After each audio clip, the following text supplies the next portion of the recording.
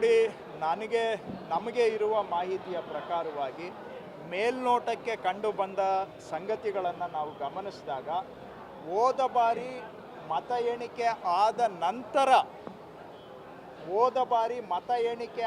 ನಂತರ ಕೆಲವು ಈ ಪೋಸ್ಟಲ್ ಬ್ಯಾಲೆಟ್ಗಳನ್ನು ತಿದ್ದಿದ್ದಾರೆ.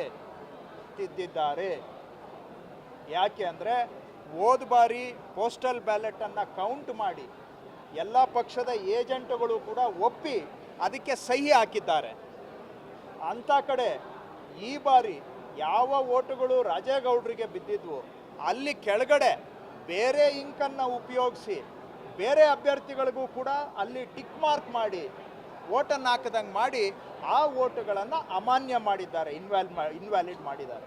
ಇದಂತೂ ನಮ್ಮ ಪ್ರಕಾರ ಕಂಪ್ಲೀಟ್ಲಿ ಇದೊಂದು ಕ್ರಿಮಿನಲ್ ಕಾನ್ಸ್ಪಿರಸಿ, ಅದರಲ್ಲಿ ನಮಗೆ ಯಾವುದೂ ಅನುಮಾನ ಇಲ್ಲ. ಹಾಗಾಗಿ ಸತ್ಯ ಹೊರಗೆ ಬರಬೇಕಾದ್ರೆ ಎನ್ಕ್ವೈರಿ ಆಗಲಿ, ಅದನ್ನು ಫೊರೆನ್ಸಿಕ್ ಲ್ಯಾಬೊರೇಟರಿಗೆ ಕಳಿಸಿ ಮೇಲೆ ಟಿಕ್ ಮಾಡಿರೋ ಇಂಕು ಕೆಳಗಡೆ ಟಿಕ್ ಮಾಡಿರೋ ಇಂಕು ಒಂದೇನಾ ಅನ್ನೋದನ್ನು ಪರೀಕ್ಷೆ ಆಗಬೇಕು. ನಾನಂತೂ ಹೇಳ್ತಾ ಇದ್ದೇನೆ, ಅದು ಆಗೋವರೆಗೂ ಇದು ಕ್ರಿಮಿನಲ್ ಕಾನ್ಸ್ಪಿರಸಿ ಮಾಡಿದ್ದಾರೆ, ಚುನಾವಣೆಯನ್ನು ಕಳ್ತನ ಮಾಡಿದ್ದಾರೆ, ಕಸಿದಿದ್ದಾರೆ. ಪ್ರಜಾಪ್ರಭುತ್ವದ ಆಶಯಕ್ಕೆ ವಿರುದ್ಧವಾಗಿ ನಡೆದಿದೆ. ಇವತ್ತು ಯಾರೋ ಕೆಲವು ಅಧಿಕಾರಿಗಳು, ಎಲ್ಲರೂ ಅಂತ ಹೇಳೋದಿಲ್ಲ, ಒಬ್ಬಿಬ್ಬರು ಅಧಿಕಾರಿ ಸೇರಿ ಹೋದ ಬಾರಿ ಯಾವ ಓಟು ಅದು ಒಂದೇ ಬಂಡ್ಲಲ್ಲಿ ರಾಜೇಗೌಡರಿಗೆ ಬಂದಿತ್ತು ಅಂತ ಎತ್ತಿ ಕೌಂಟ್ ಮಾಡಿ ಇಟ್ಟಿದ್ದನ್ನು ಅದರಲ್ಲಿ ಇವತ್ತು ಬೇರೆ ಅಭ್ಯರ್ಥಿಗಳಿಗೆ ಟಿಕ್ಕು ಒಂದೇ ಬಂಡ್ಲಲ್ಲಿ ಆಗಿದೆ. ಮತ್ತು ಆ ಬಂಡ್ಲು ನಿನ್ನೆ ಕೌಂಟಿಂಗ್ ಓಪನ್ ಆದಾಗ ಬಂಡ್ಲು ಓಪನ್ ಆಗಿತ್ತು.